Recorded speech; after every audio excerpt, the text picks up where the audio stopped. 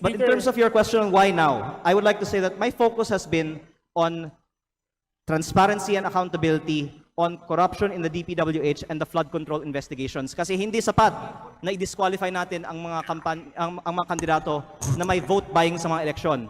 Dapat kasuhan para sa pagnanakaw ang mga politiko kapag sila ay nahalal na. Kaya yun ang inuna ko, yung pananagutan sa korupsyon sa DPWH. Pero kung pwede ko pong banggitin din, ako po ay hindi sinungaling.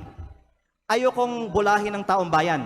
Lahat tayo dito sa plenaryo ngayon ay may kaalaman na talamak ang vote buying at umaabot sa daan-daang milyon on average at minsan bilyon-bilyon ang mga kampanya ng mga kandidato sa Pilipinas. Kaya kung sino man dito ang magtatayo at nagsasabi na kasinungalingan ang sinasabi ko na umaabot sa daan-daang milyon, at the very least, ang ginagastos ng ibang mga kandidato na nandito sa plenaryo ng Kongreso ngayon, hindi ako mahihiya na magsabi na sila ang sinungaling at ako ay nagsasabi ng totoo. Pero hindi ko balak buksan ng itong issue ngayon. Ang binubuksang issue ko ngayon ay bakit ang kontraktor ang lantarang gumagastos para sa kandidato, meron bang kapalit ang ginastos ng kontraktor na ito?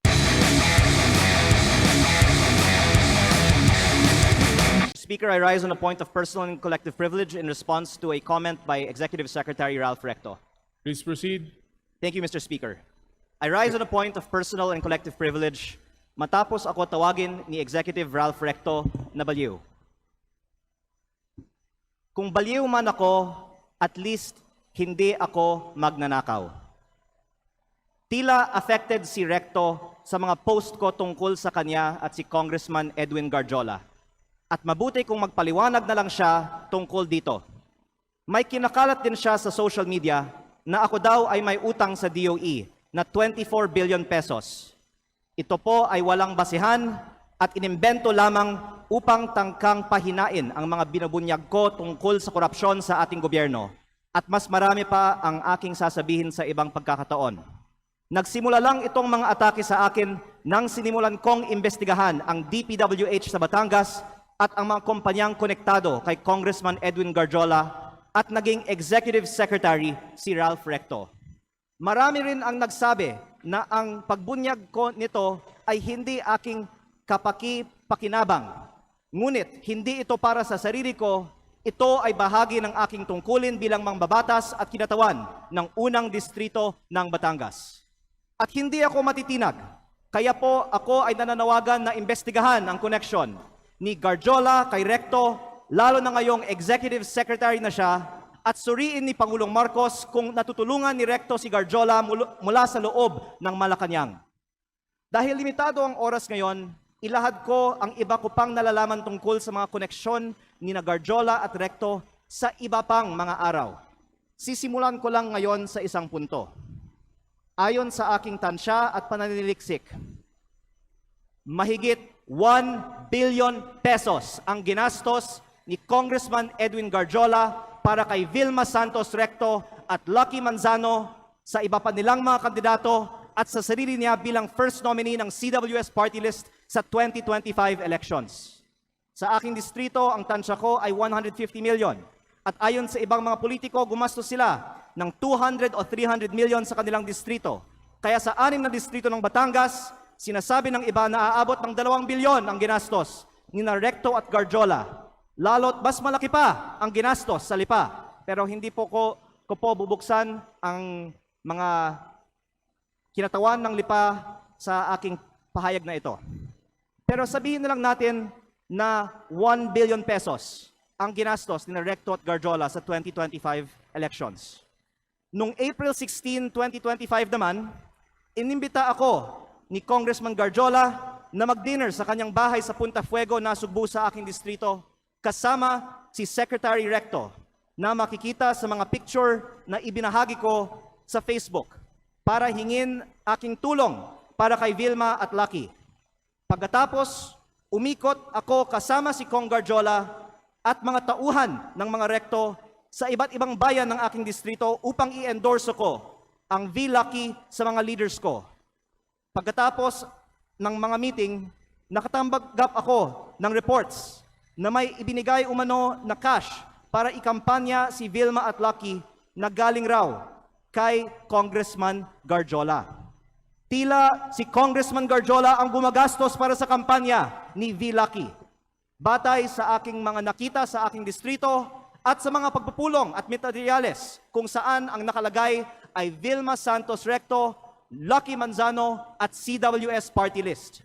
Ang ibang mga politiko sa Batangas ay pwede ding tumestigo na si Garjola ang gumagastos para sa mga rekto. Kahit pagkatapos ng eleksyon, ibinahagi ko din sa Facebook ang picture ng meeting ni Gov. Vilma at Secretary Ralph sa mga mayors ng Batangas sa Tagaytay Highlands noong August 15 na ayon sa mga dumalo ay hosted by Congressman Garjola.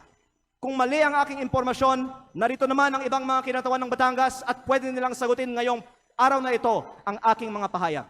O pwedeng magpatawag ang Kongreso ng pagdinig. At kung totoo na 1 billion pesos o mahigit pa ang ginastos ni Congressman Garjola para sa mga rekto sa nakaraang kampanya, ang susunod na tanong ay, bakit si Garjola gumastos ng mahigit 1 billion piso para sa mga rekto? Ito ba ay pagkakaibigan lang o may ginagawa ba si Ralph Recto as Cabinet Secretary of the Republic of the Philippines para makapaggastos ng ganito si Garjola? Sa aming dinner noong April 16, inalok ako ni Congressman Garjola na magpartner sa kanya at kay Secretary Recto sa pagnenegosyo sa DPWH sa aking distrito. Sa sistema raw na ginagawa nila noon pa sa Lipa at sa ibang mga bayan. Tukuyin ang mga lugar para sa mga road opening ng DPWH. Sabihan ko daw sila pag meron akong mga nakita para makasama sila sa bilihan ng lupa. Kayang tumulong daw sa pagpondo ng mga proyekto ng DPWH si Secretary Recto dahil siya ay nasa kabinete at si Cong Garjola din ay malakas daw sa DPWH at maaaring siya na ang bahala sa kontraktor.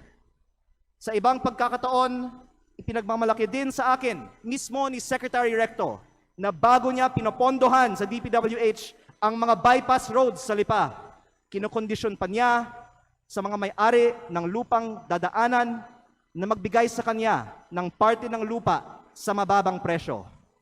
At iba't ibang mga tao ay nagkwento din sa akin na gawain ni Recto ito. Kung lehitimo man ito, mabuti at maging transparent si Secretary Recto sa kanyang yaman. At kung ang ginagastos ni Cong Garjola para sa kampanya nila ay may kaugnayan sa pagiging kontraktor ni Garjola sa Batangas.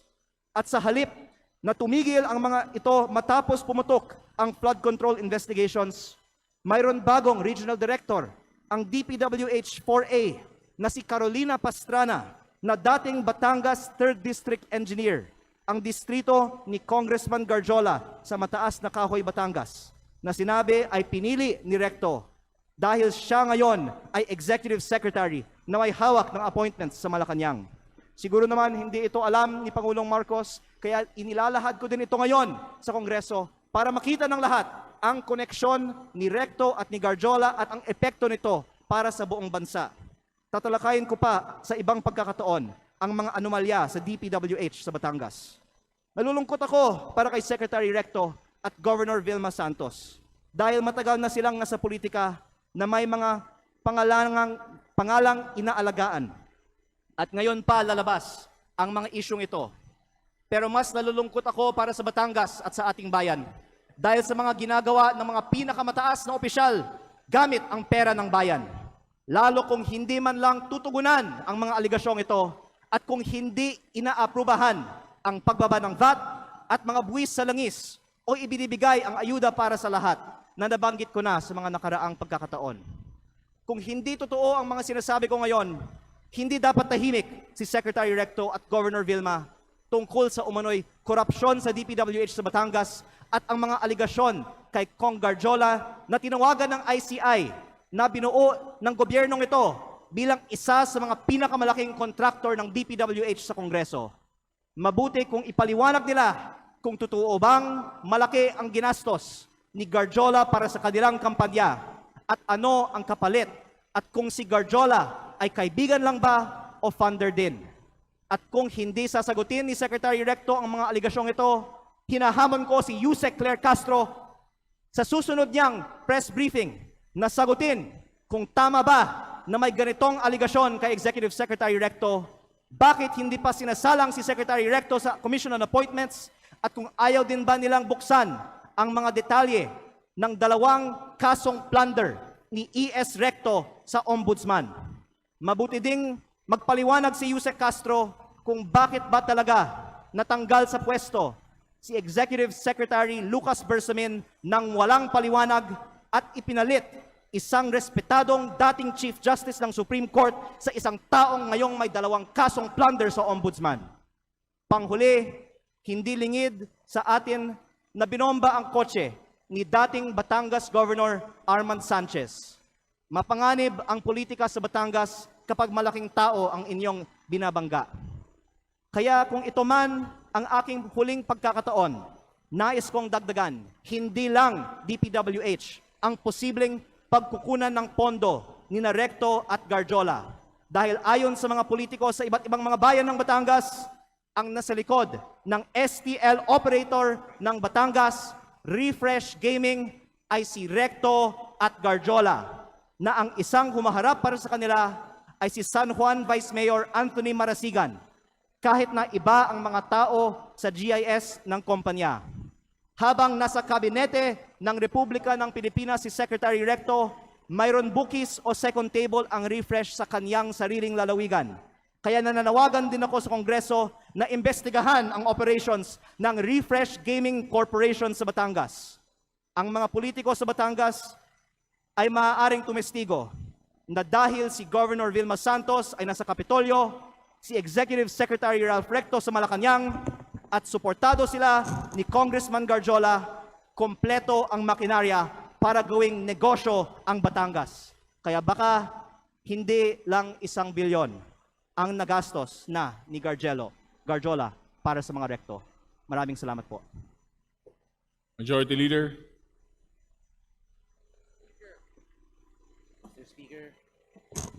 Mr. Speaker. I can now take questions. Thank you. Mr. Speaker. Majority Leader. Mr. Speaker, we'd like to recognize the representative of Lipa, Congressman Ryan Recto. The Honorable Ryan Recto is now recognized. Please proceed. Good afternoon, everyone. No questions to be asked on my end. Mr. Speaker, I would just like to make a manifestation to set the record straight regarding the issues raised by my fellow representative from Batangas on the alleged issues that were narrated. First, while this representation recognizes the importance of legislative oversight, I believe that it is equally important that information shared in this plenary is accurately based on facts, not assumptions, not insinuations, and certainly not on incomplete information. Hindi po dapat ginagamit ang plenaryong ito upang lahad na mga haka-haka o paratang na walang sapat na basehan. On the alleged ties between Congressman Edwin Gadiola and Executive Secretary Ralph Recto, their association is purely professional, as Congressman Gadiola is also a member of the House of Representatives and a fellow Batangueño. There are no personal interests involved, but only a shared commitment to fulfill their duties to their constituents. Walang katotohanan ang mga alegasyon ni Congressman Leviste na mayroon silang may mga maanomalyang transaksyon. Fake news po yan, Mr. Speaker. This representation is not privy to the motives of my colleague from the 1st District of Batangas. But let it be known, hindi po tayo basta-basta nagpapadala sa mga inimbentong issue dahil alam po natin kung ano ang katotohanan dito. In fact, I will not stand idly by and let these so-called facts be presented as truth. Let it be a reminder that Executive Secretary Ralph Recto has served as congressman and senator for decades, representing not only Batangas, but also the broader interests of the Filipino. And same goes for Governor Vilma Santos Recto. Mr. Speaker, and to all my colleagues here and to the general public, let us just focus on the facts and let us uphold the process. And most of all, let us keep are focused on our constituents and serve them with integrity. And on the subject of VAT, pagdebatehan po natin yan dito sa Kongreso. It is not the job of the executive, but our job as legislators, and we're always open for that. Thank you, Mr. Speaker. Mr. Speaker, may I respond? Majority Leader. Mr. Speaker, may I respond? Mr. Speaker, I'd like to recognize the Congressman for the 1st District of Batangas, Thank you. Congressman Leandro Please Leviste. respond. Unang-una po, ako po ay nagpapasalamat kay Congressman Recto na gusto niyang talakayin ito ng mas mahaba siguro sa Kongreso. Kaya sana magkasundo-sundo na lang tayo na magkaroon ng pagdinig sa Kongreso.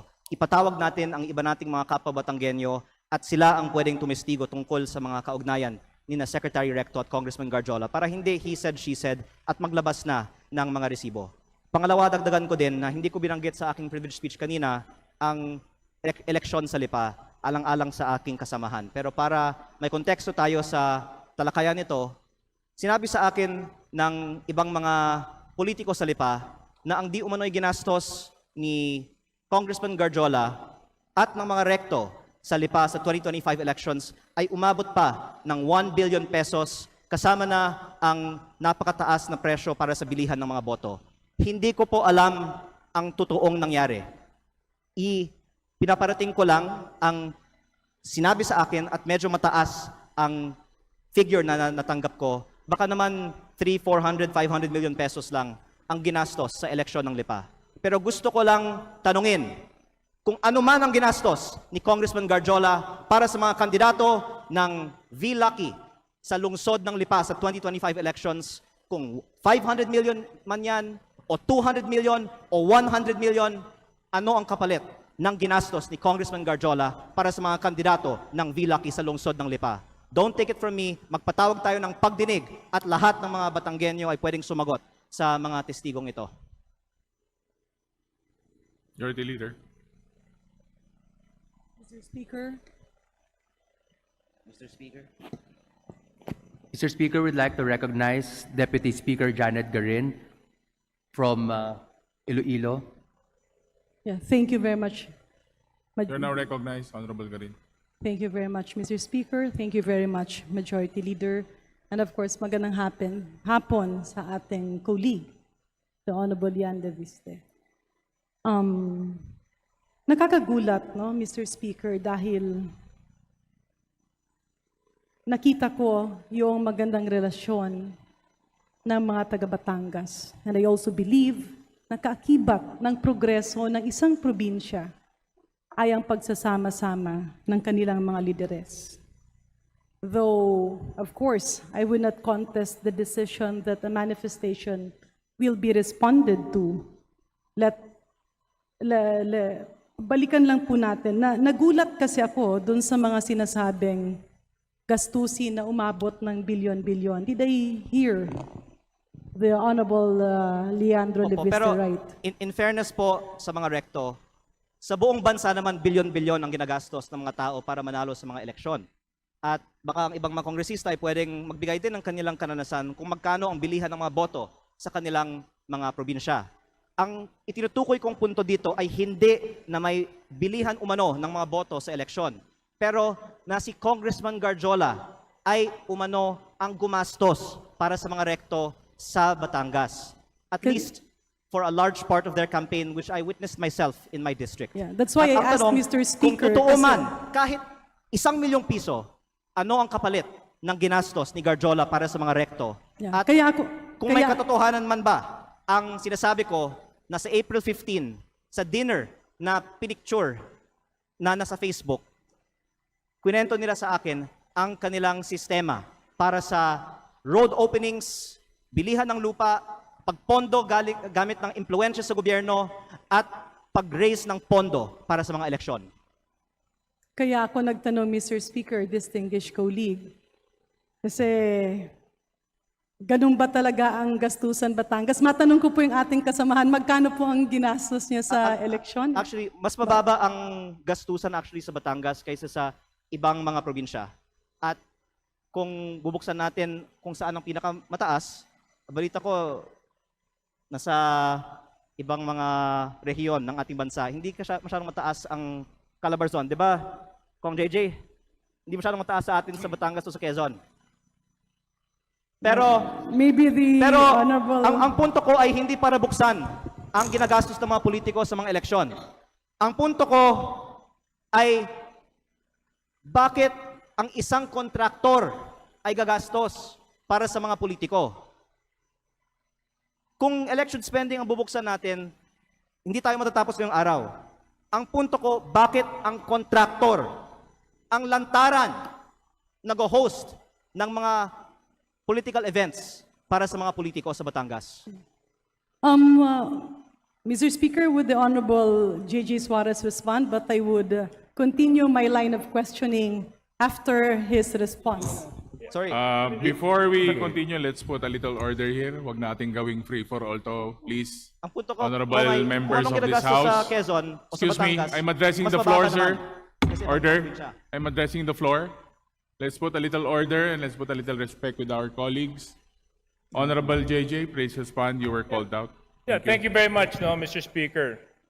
I found it a little bit offensive that all of a sudden a dear colleague of mine would call out my name during his collective and personal privilege. But nevertheless, no, insofar as my name was called and he asked me, let me just respond with a few queries of clarificatory in nature. Am I allowed, Mr. Speaker?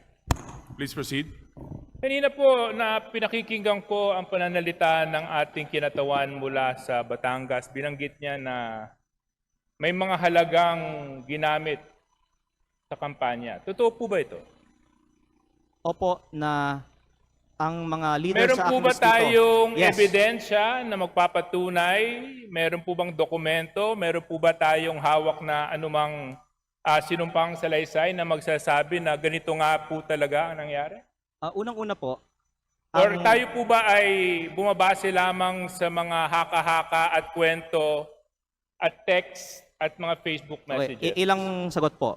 Unang-una, sa campaign sorties, nakikita natin na may gastos. At ang punto ko ay tila si Kong Garjola ay may ginastos para sa campaign sorties ng Vilma at Lucky sa Batangas.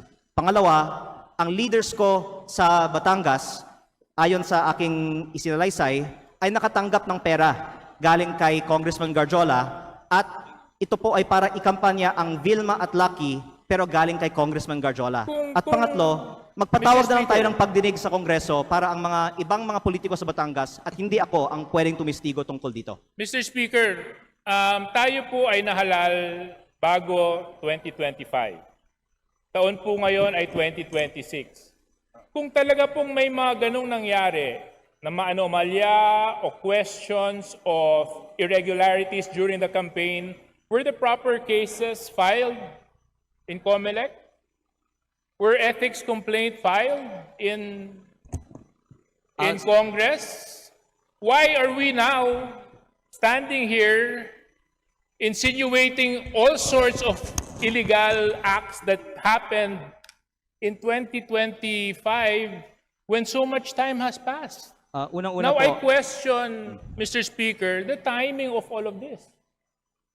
Now, I even find it a little bit offensive na pati ako babanggitin. But I'll tell you one thing, Congressman Leviste, maayos kami sa Quezon, wala kaming problema dyan.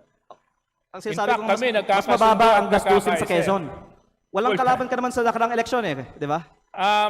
Congressman Leviste, Mr. Speaker, I'm sorry. I'm supposed to be respecting Please our rules. address the Mr. Speaker, unfortunately, I do not abide by comments of the good congressman from Batangas.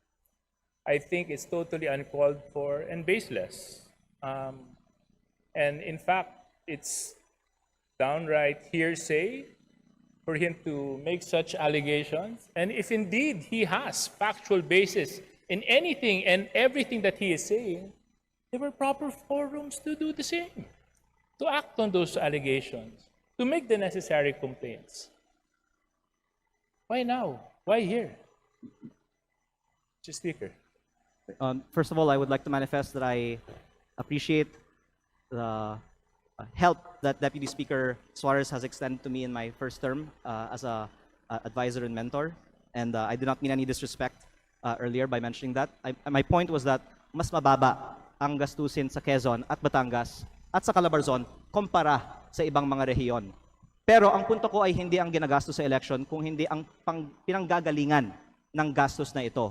Lalo na kapag lantaran ang kontraktor ay nasa campaign sortie at ako nga ay may personal na karanasan na si Garjola ay gumagastos para sa kampanya ni Vilma at Lucky. Mr. But in Speaker, terms of your question, why now? I would like to say that my focus has been on transparency and accountability on corruption in the DPWH and the flood control investigations. Kasi hindi sapat na i-disqualify natin ang mga ang mga kandidato na may vote buying sa mga eleksyon.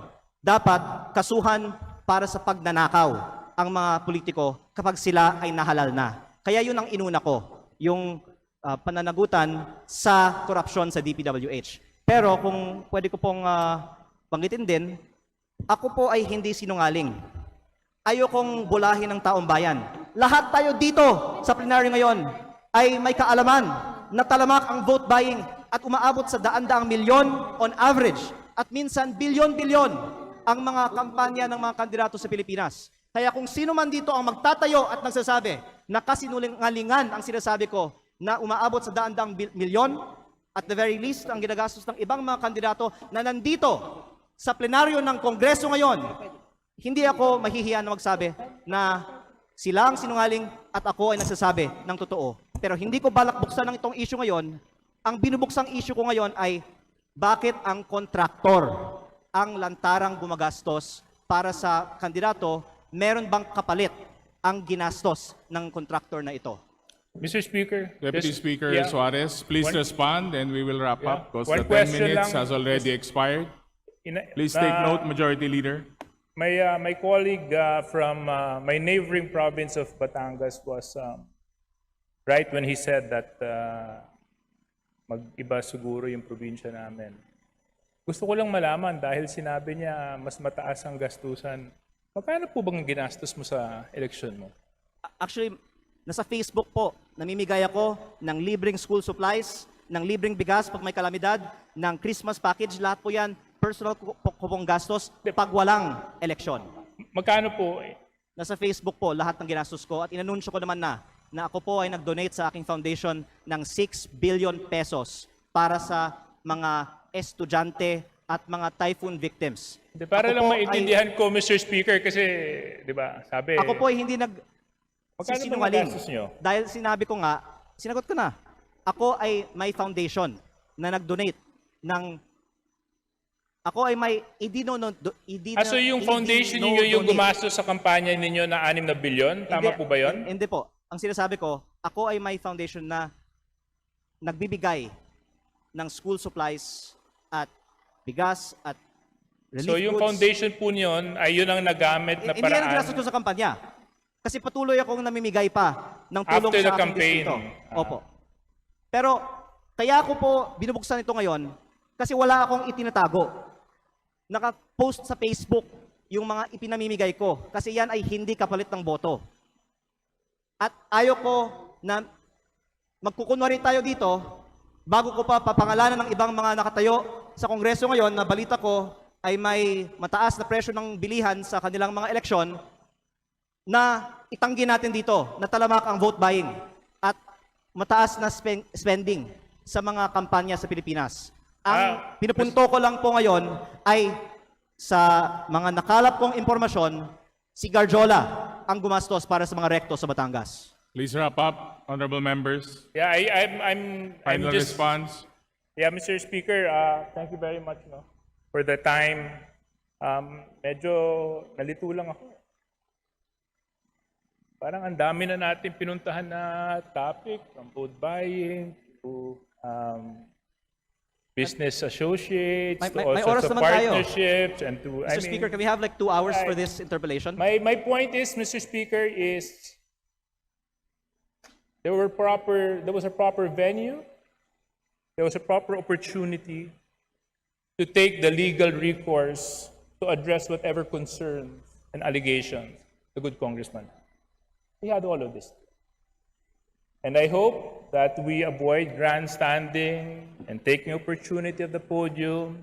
and the bright lights of Congress to set aside their political interests and use the proper forum so that in such a way we can live by the rule of law and abide by the rules of Congress. Thank you very much, Mr. Speaker.